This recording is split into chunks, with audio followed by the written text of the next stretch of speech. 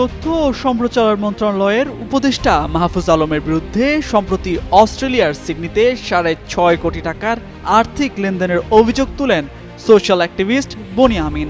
এ নিয়ে সামাজিক যোগাযোগ মাধ্যমে শুরু হয় আলোচনা সমালোচনা। এবার পাল্টা স্ট্যাটাস দিয়ে এই ইস্যুতে মুখ খুললেন তথ্য উপদেষ্টা, তুলে ধরলেন পুরো ঘটনা। সোমবার রাত ৩টার দিকে নিজের ভেরিফাইড ফেসবুক আইডিতে এক পোস্ট করেন তিনি। এই অভিযোগের জবাবে লেখেন, তার এক বন্ধু একজন ব্যক্তিকে এই উপদেষ্টার ভাইয়ের সাথে দেখা করায়। বিটিভির একটি টেন্ডারের কাজ করে দিলে তারা পার্সেন্টেজ দিবে এবং জুলাই নিয়ে কয়েকটা দেশে প্রোগ্রামের জন্য হেল্প করবে। এটি জানার পর সঙ্গে সঙ্গে তিনি নিষেধ করে দেন।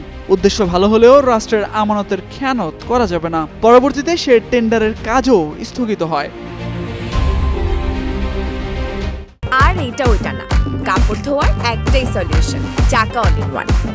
তিনি আরও লেখেন, সে ব্যক্তি কনভারসেশন রেকর্ড করে একজন সাংবাদিককে পাঠায়। সেই সাংবাদিক উপদেষ্টা মাহফুজের সঙ্গে যোগাযোগ করলে এ কাজ করতে দেওয়া হয়নি বলে সাফ জানিয়ে দেন তিনি। আর ওই লোক ফাঁসানোর উদ্দেশ্যে জুলাইয়ের প্রোগ্রামের কথা বলে এ কাজ করেছে। পরে ওই সাংবাদিক তথ্য উপদেষ্টার কথা বিশ্বাস করে রেকর্ডটি আর পাবলিক করেননি। মাহফুজ আলমের দাবি, আজকাল অনেকের লেজ কাটা যাচ্ছে বলে তার বিরুদ্ধে লেগেছে। বিভিন্ন দলের কয়েকজন মহারথী এতে জড়িত। সব ষড়যন্ত্রই প্রকাশ পাবে।